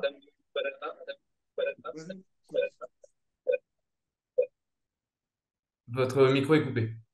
Oui, oui. Oui, je pense que par rapport à la mobilisation de l'électorat, c'est vraiment une question importante où la plupart des Congolais aujourd'hui souhaiteraient bien participer aux élections, surtout les électeurs. Nous, au niveau d'Aide Profane, notre organisation, en collaboration avec 11-11-11, nous mettons en œuvre un projet sur la mobilisation de l'électorat pour des élections libres, démocratique et transparente, et où on travaille sur différents volets, notamment sur la sensibilisation, le monitoring ou l'observation, et puis sur la participation politique des femmes. Donc, on a mis en place au Nord Kivu, au Sud Kivu et dans d'autres provinces des moniteurs et des animateurs sur le terrain qui vont dans les communautés pour sensibiliser la population par rapport à leur participation. Mais bien sûr, du côté Nord Kivu, il y a beaucoup d'interrogations toujours par rapport à la tenue des élections. Les collègues de la CENI, ils n'ont pas dit beaucoup par rapport à la situation sécuritaire du côté Nord Kivu parce que toute cette semaine, par exemple, il y a toujours des affrontements pas très loin de Goma, dans les territoires de Nyiragongo et de Rutshuru, où le M23 sont en train de menacer. Alors, je me demande, est-ce que les élections vont se tenir dans un tel contexte? Ils n'ont pas dit aussi beaucoup par rapport à la participation politique des femmes, parce que je pense que autant que les hommes, les femmes ont le droit de participer dans la gestion du pays. Moi, je pense que dans le cadre juridique congolais en matière de la participation politique des femmes, il y a certaines lacunes, notamment par rapport au fait que dans la loi, on parle de 30% de participation, mais ce qui est dit dans la loi n'est pas contraignant. Donc, tant que ce n'est pas contraignant, qu'on ait un quota réservé à la participation de femmes, le taux de participation de femmes ne sera pas trop considéré, en sachant qu'en RDC, les femmes constituent quand même la majorité des électeurs en République démocratique du Congo. Merci. Merci. Je vois que Cyril a levé la main également. Est-ce que vous voulez y répondre? Oui, oui. J'ai entendu la voix de M. Senda. Je voulais le saluer parce qu'il a répondu à l'attente concernant cette question sur la délivrance des duplicata. Même s'il veut plus me prendre le téléphone, je le salue quand même. Je reviens sur ce que M. le directeur du CNP a dit, parce que je ne suis pas tout à fait convaincu.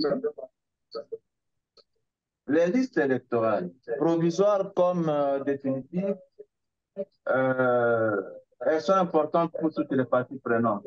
Il n'y a pas seulement pour les électeurs. L'électeur, oui, pour voir son bureau de vote et tout, mais les partis et les mouvements politiques ont aussi un travail à faire là-dessus, même en ce qui concerne leur campagne électorale, parce que c'est en fonction de ça qu'ils peuvent mesurer les poids politiques de ces constructions. Nous, observateurs électoraux, censés examiner, je ne sais pas, ou évaluer les processus à chaque étape. Et nous avons besoin de ces listes-là pour évaluer et rassurer tout le monde que la CENI fait correctement son travail. Il n'y a pas de quoi avoir peur. Je voulais juste un petit peu citer deux éléments parce que je n'étais pas du tout satisfait. Concernant la publication de la cartographie, je ne suis pas aussi d'accord avec lui. Ici, dans nos organisations, nous avons aussi des millions informaticiens à Haïti qui font un travail et qui ont fait des preuves. On ne peut pas recharger cette cartographie que vous avez publiée. Et on ne peut pas non plus l'imprimer, comme le dit votre communiqué qui a suivi la décision de publication des cartographies. Nous sommes conscients que vous travaillez dans des conditions difficiles. Tout ce que nous souhaitons, c'est que dans la mesure du possible, vous puissiez améliorer cette histoire-là pour qu'il y ait plus de confiance dans cette cartographie.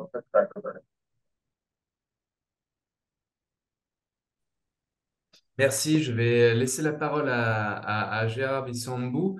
Et d'ailleurs, je voudrais ajouter une petite question en plus, rebondir un petit peu sur sur le Nord Kivu. Et est-ce qu'on peut considérer que les défis sécuritaires au Nord Kivu comme un blocage majeur au processus électoral? Gérard, à vous la parole.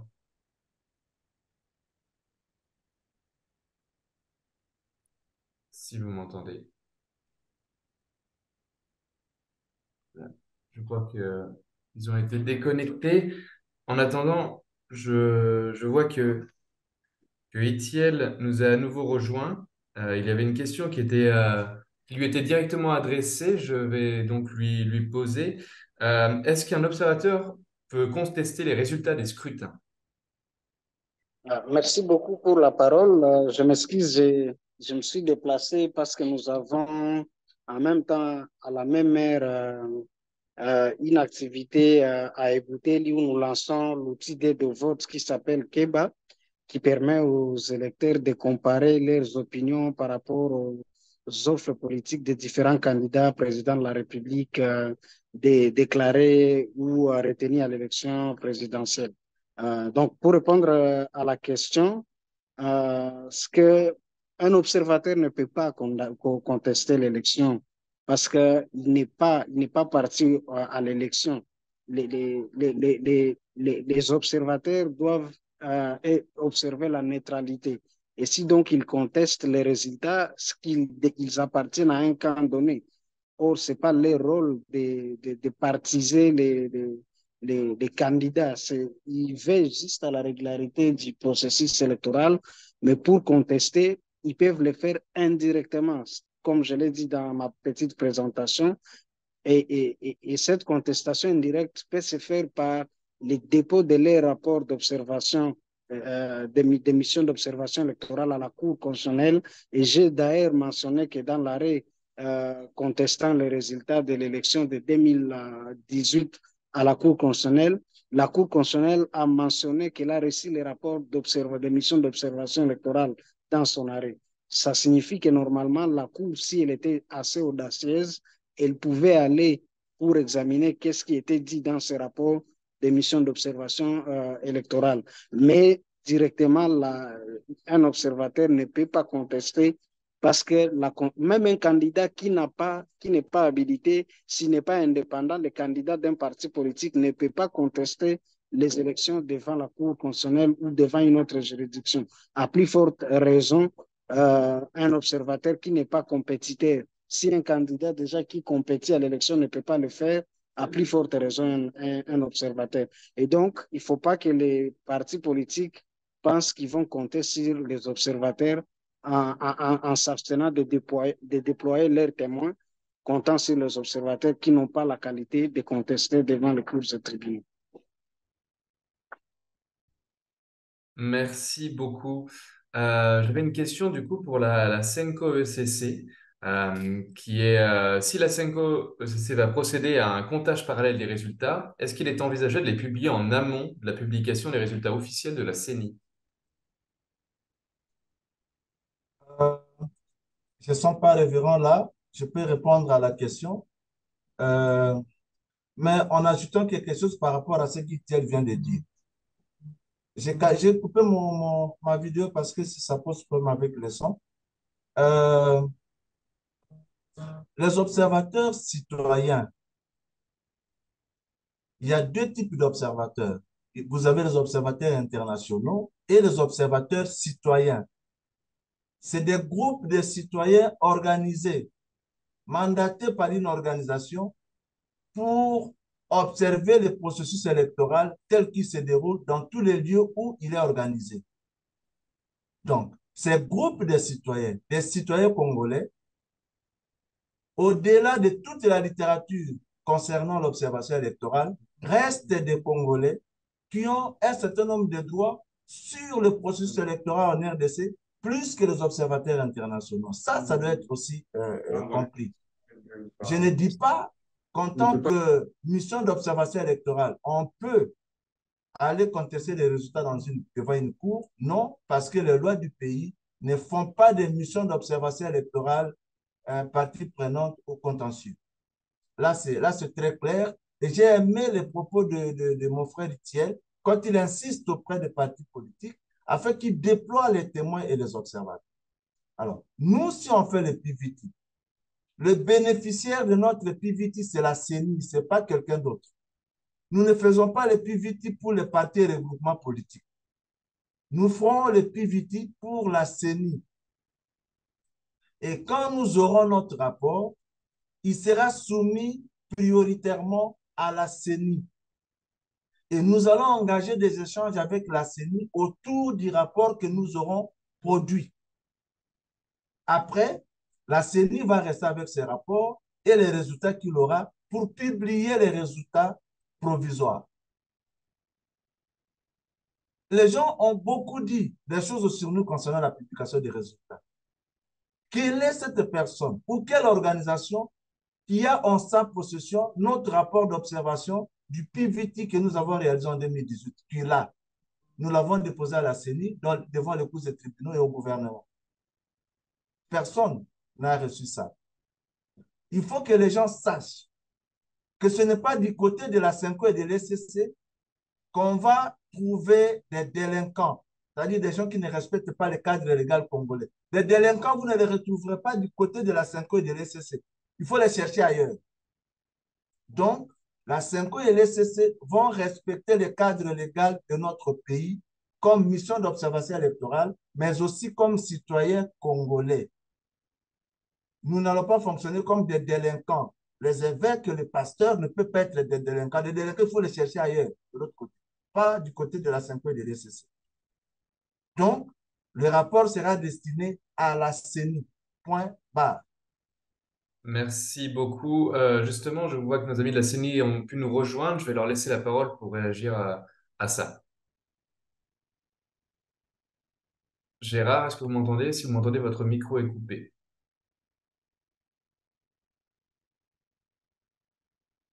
Oui, c'est ça. Alors, on va répondre sur un certain nombre de préoccupations soulevées ici.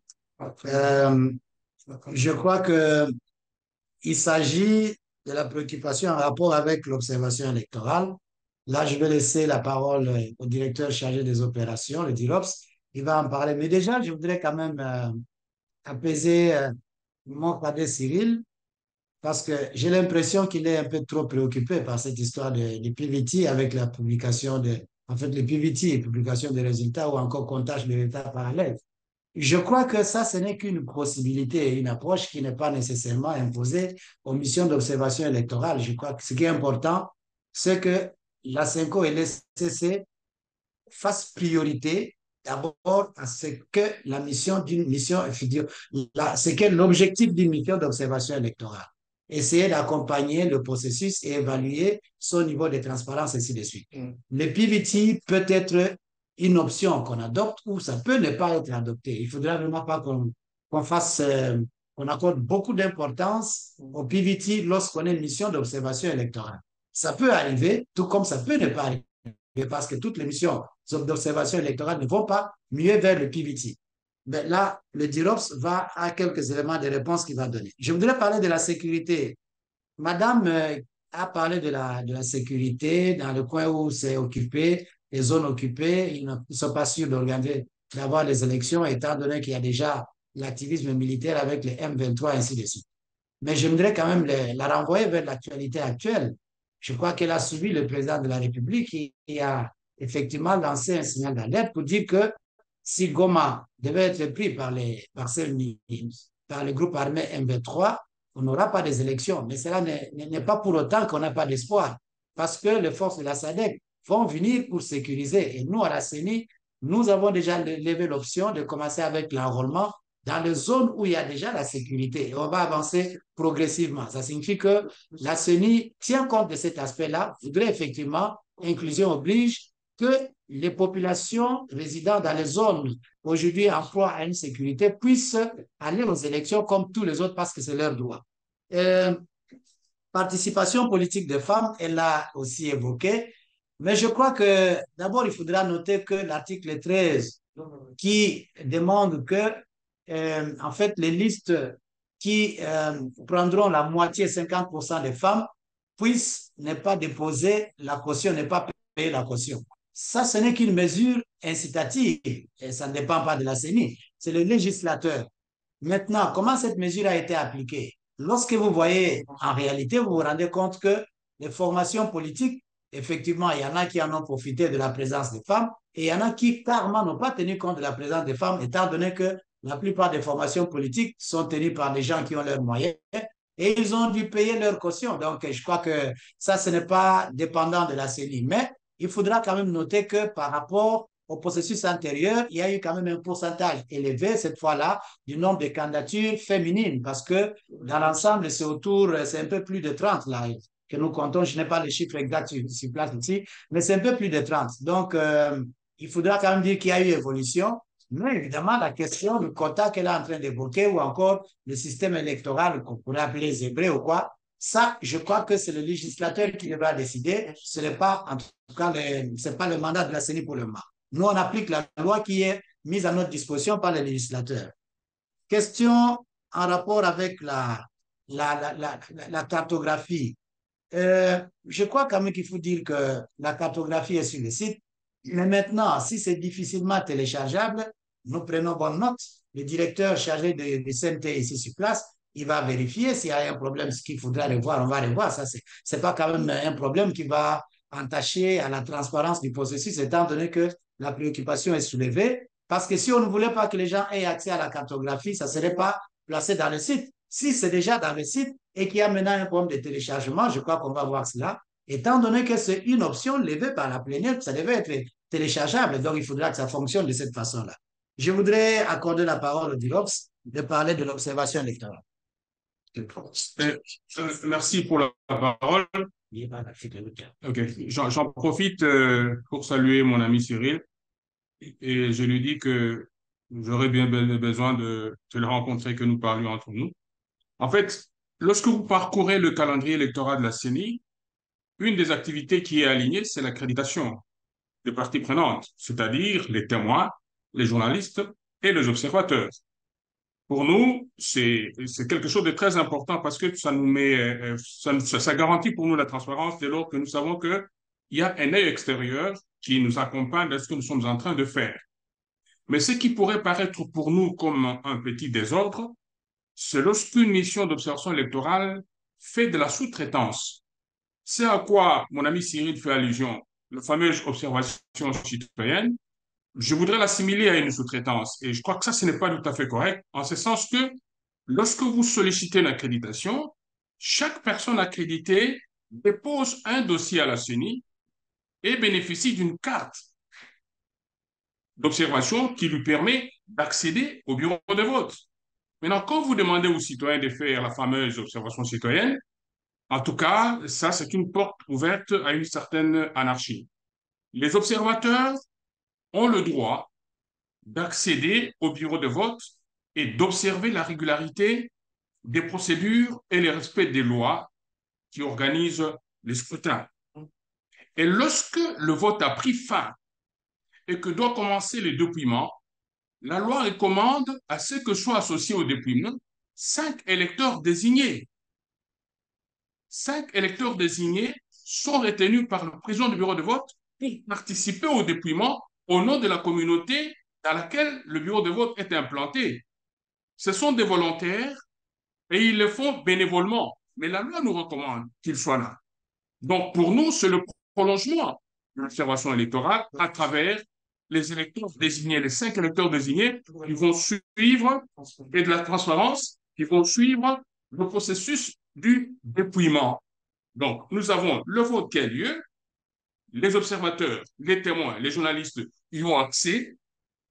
Quand le vote a pris fin aux environs des 17h, 17h30, peut-être même au-delà, la loi dit que le président du bureau de vote désigne parmi les électeurs qui sont dehors 5 électeurs pour être l'œil et l'oreille de la population. Les 5 électeurs participent au dépouillement jusqu'à la fin. Les témoins présents récupèrent les procès-verbaux. Et la CENI a même prévu la possibilité d'obtenir des documents prêts auprès des antennes vous allez auprès des antennes, vous récupérez des documents dont vous pourrez avoir besoin au niveau des juridictions. Donc, puisque nous parlons d'observation, ça se fait dans un cadre précis. Il y a un processus d'accréditation. Les accrédités disposent d'une carte qui leur permet d'accéder au bureau de vote. Tandis que l'observation citoyenne, je n'en vois pas les procédures ni les contours, mais je crains plutôt que ça n'ouvre la porte à une sorte d'anarchie. Merci. Le dictateur va peut-être intervenir un peu. Oui, Je voulais. merci. Si possible, le faire rapidement, parce que j'ai une dernière question que je voudrais poser et on approche de la fin.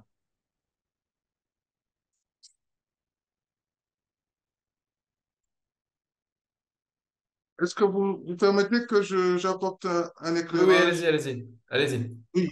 Non, non, je voulais juste apprécier l'approche de Cyril, de dire, est-ce qu'il n'y a pas moyen de publier les listes définitives? La réponse est oui.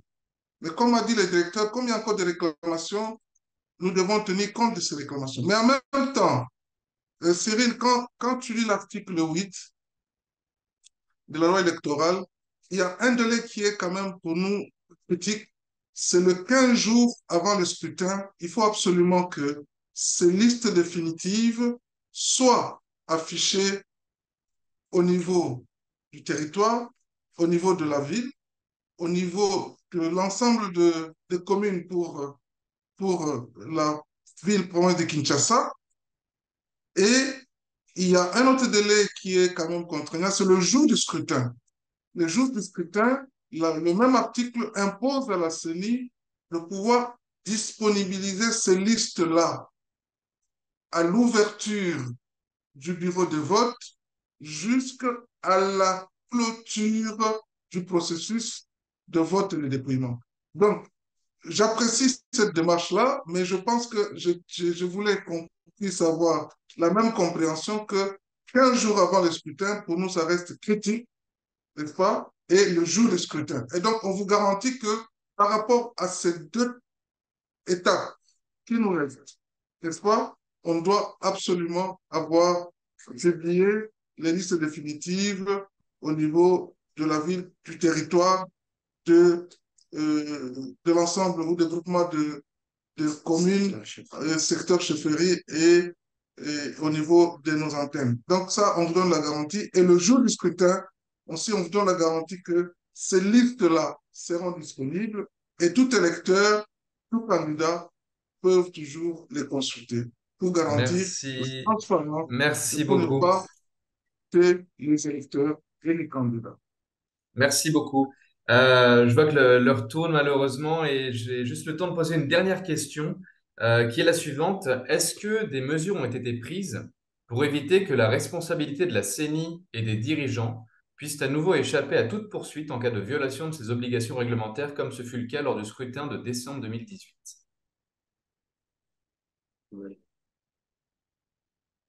Bon, de toutes les façons, la loi organique a prévu les différentes innovations de la loi organique. Je n'ai pas par cœur aujourd'hui ce qui est à disposition de la loi organique, pas par rapport au scrutin en république, mais par rapport à certains actes qui relèvent de leurs compétences.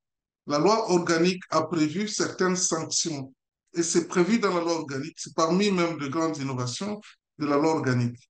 Donc, au-delà de ce qui sont des sanctions prévues dans la loi organique, il n'y a pas d'autres sanctions qu'on peut inventer, n'est-ce pas? Même si on a cette intention de vouloir que les membres soient déférés en justice, mais il faut effectivement qu'on puisse se référer à l'esprit même et la lettre de la loi organique, du moins dans les contextes actuels, au niveau de l'écriture actuelle de la loi organique portant fonctionnement et organisation et fonctionnement de la Commission électorale nationale indépendante.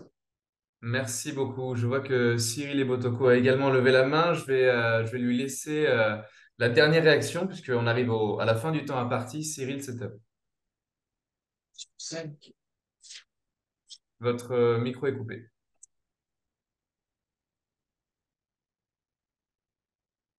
Cyril, si vous m'entendez, votre micro est coupé.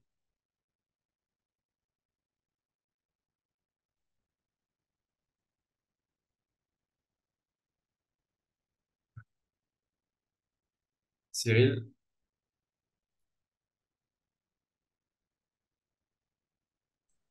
Oui, c'est Alors, bon. vous me suivez? Oui, OK. c'est bon. Je voudrais d'abord remercier mes compatriotes qui sont de l'autre côté, notamment Doyen Gérard, directeur Senda, Papa Banza et les autres. Je voudrais dire que, pour apaiser mon aîné Gérard, que l'épiviti n'est pas une obsession pour nous. C'est une option levée et il y a des raisons. Vous voyez, Itiel a insisté sur la perte de la confiance et les déficits de confiance entre les acteurs. Les processus sont courts.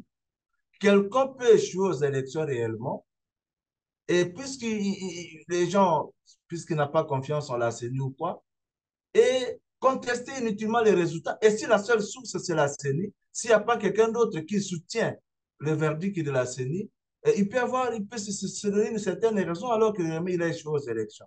Le contexte actuel nécessite qu'on puisse soutenir la probité de la CENI, la sincérité de la CENI. On doit soutenir ça par une mission d'observation électorale, notamment avec le PVT, qui n'est que l'une des composantes. Nous avons la mission classique, mais aussi nous avons le PVT à l'intérieur. C'est justement pour soutenir la CENI. Et je l'ai dit sur que le dessinateur de ces rapports, c'est la CENI. Que mon doyen n'ait pas de crainte, qu'il n'ait pas peur. Avant d'aller à la CENI, il a beaucoup collaboré avec l'Église. Il sait que ce sont des gens très raisonnables qui ne vont pas brûler le pays. Je voudrais descendre vers doyen Senda. Quand j'ai dit la mission d'observation citoyenne, ça ne signifie pas que nous, on va mobiliser des citoyens. Non, c'est tout simplement un adjectif qui nous permet de différencier les missions internationales et les missions nationales. On peut être une mission nationale, on peut être une mission citoyenne ou domestique. C'est la même chose. Les gens qui vont travailler, c'est les gens que vous allez accréditer, bien sûr, et qui vont travailler conformément au code de conduite que nous allons signer très prochainement. Là, vous devez avoir vos apaisements. Je vous ai dit qu'il n'y a pas de délinquants dans la CENI, à la CENCO ou à l'ECC. C'est des gens responsables qui ne vont pas faire n'importe quoi. On va respecter les cadres légaux de notre pays. Donc, quand on dit citoyen, ça ne signifie pas que nous allons amener tout le monde à foutre. Non, non, non. On va travailler vraiment comme une mission d'observation électorale. Mais j'ai souligné un autre aspect, que des gens là sont quand même aussi des citoyens congolais qui ont plus de droits que les observateurs internationaux. Mais le cadre d'observation électorale est bien défini et le code de conduite, nous allons bel et bien les signer très prochainement. Donc, nous vous amenons que ce qui se dit, ce qui se passe, pour que vous soyez au courant et que vous puissiez améliorer votre travail. C'est ça notre rôle. Nous, on n'est pas une instance de certification des jugements pour le travail de la CENI, mais c'est juste une structure d'appui pour que, in fine, les résultats que vous allez publier soient acceptés par tout le monde.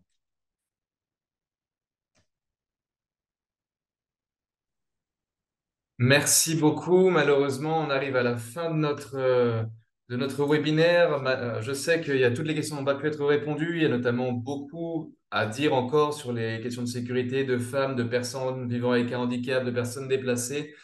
Mais 2 heures, c'est toujours trop court. Mais on espère malgré tout que vous avez pu avoir des informations grâce à nos intervenants qui étaient, je trouvais personnellement, très, très intéressants. Est-ce que vous voulez, si vous le souhaitez, mettre vos caméras pour qu'on puisse vous voir et vous remercier pour ces interventions très, très intéressantes et qu'on puisse du coup peut-être clôturer ici.